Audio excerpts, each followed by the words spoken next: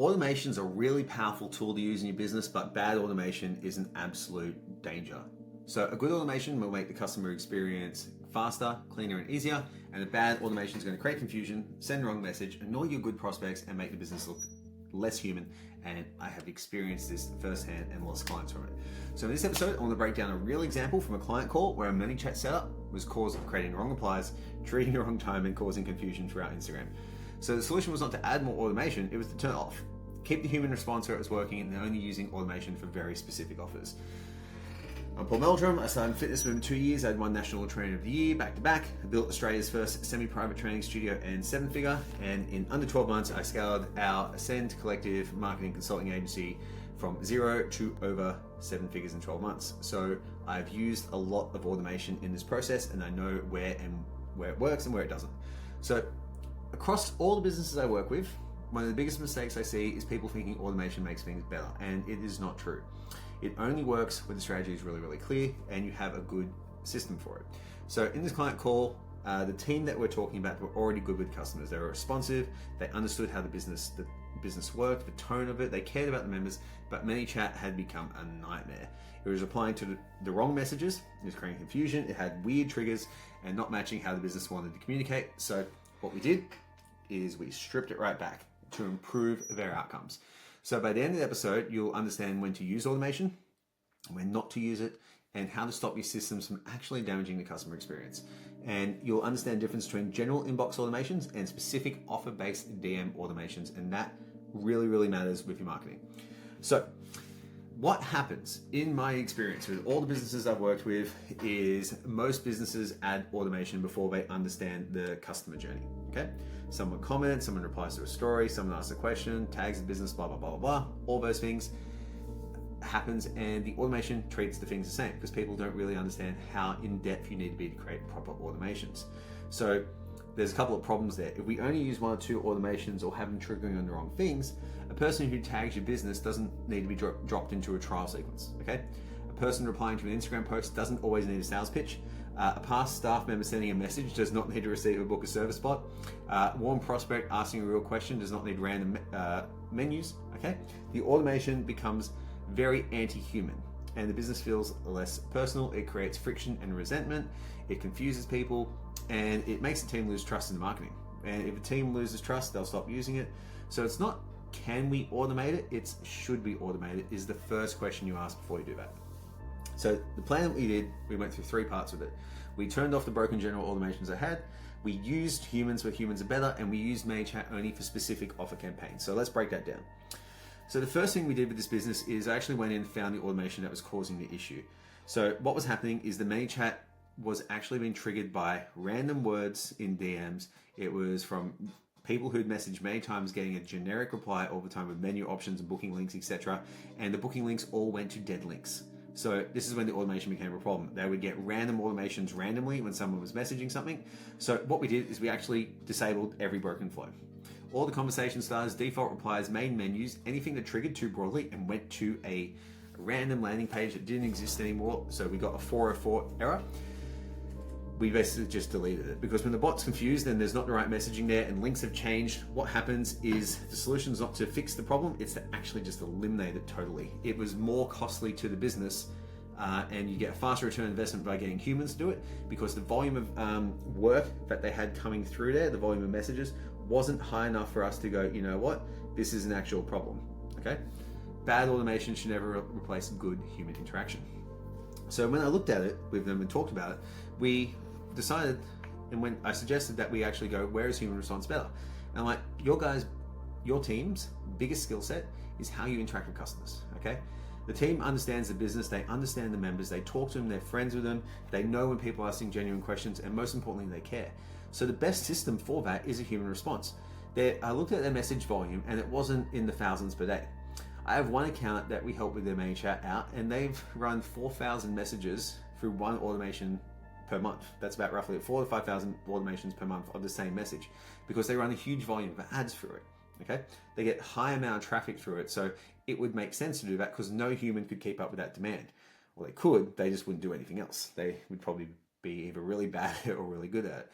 So for the volume that they had, normal Instagram messages and outreach, the best system was basically humans. Okay, that was it. It was really, really simple, and the staff had time. So if someone replied to a story, normal chat. If someone asked when something's on, normal chat. If someone commented on a post, normal chat. If someone tagged the business, repost it. But if someone wanted to do a trial, that was different. The person turns into opportunity. So we set it up so in GHL, as soon as someone said they would want to do a walkthrough or whatever, they would automatically get created as an opportunity so that pipeline could be populated, which kept the system clean. It meant that not every message became a lead. It was the ones who actually mattered for it, because a lot of the time, not everyone who's on your DMs, in your DMs, wants to become a prospect, which is totally fine. We don't want to do that. So that's what we have. Now, we also use, from there, what we did is we decided we'd use ManyChat for specific offer campaigns. So that was a really fun thing to do, because this is where it becomes really, really powerful. If it's tied to a specific offer, that is the most important thing. So comment run for a run event, comment DEXA to book a scan, recovery to learn about recovery sessions, trial to do a trial. That works because the trigger is very, very specific. We use caps in it generally. The person knows why they're messaging, so ManyChat's bot knows exactly what to do. It knows the campaign, it knows how the automation can qualify, educate, and send the right person to the right booking link. That's how it should be used, not to answer everything for you. A specific campaign tool based off a specific keyword, offer flow, and an outcome that you want to get to. So you need to define what good is. Okay, so for example, if Ascend wanted to run a campaign to do go through our scaling, our marketing scale chart, we would say comment the word scale to find out about this, because it's very rarely that someone's going to send us the word scale. If they do, through an outreach to them and say, hey, I'm really interested in scaling our business with you, right? They would probably trigger that automation. It's very hard to avoid that, but the likelihood of that happening is incredibly low. If it was high, it would be incredibly high to trigger it. So what you need to do with those things is pick words that are good, but people won't be using too much, okay? And it's once you have that in place, you basically, the ManyChat replies, ask questions. We always use the rule that we tell people it's a bot. People aren't stupid, so we don't treat them as such. We tell the truth and do it compellingly. So we tell them it's a bot, and then ask a few questions. It will send them to the link to get what they actually need. It makes sense, it saves the team time, and it respects the customer's time, which is the most important thing.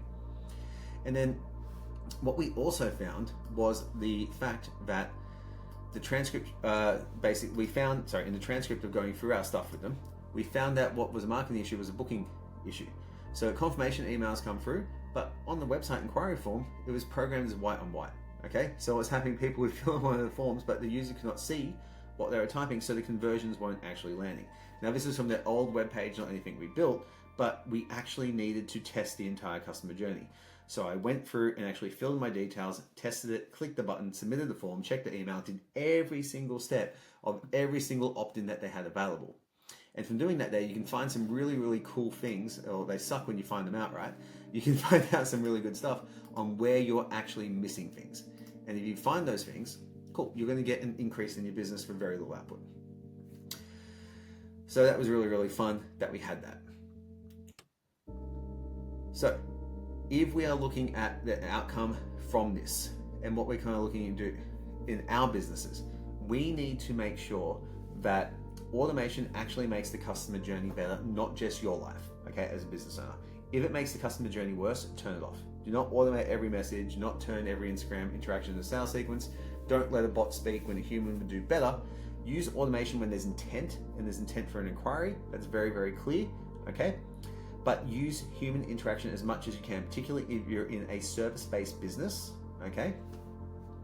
If you're in a service-based business and you aren't interacting with people in real life, okay, you're just trying to automate the whole thing, you are missing a bigger picture.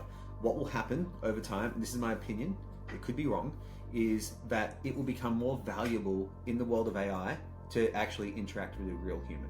I think it's a very, very underrated thing, and people get very caught up in using whatever tool they can to systemize and speed up and streamline their business, but we really need to ask, is that the actual best thing for our customer journey? A lot of the time, it isn't. So with Ascend, we've actually reverted to doing more calls with people to go over things with them, because we want to make sure that they're getting heard rather than just putting their stuff into AI, because there's still so much in human-to-human interaction that you miss.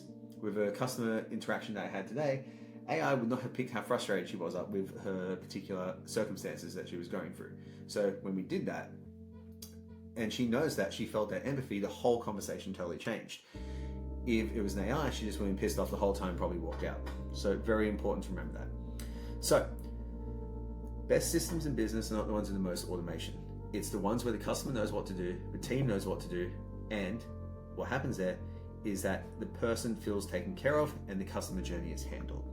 Thanks heaps, guys. Build, acquire, scale. We'll see you soon with the Ascend Collective.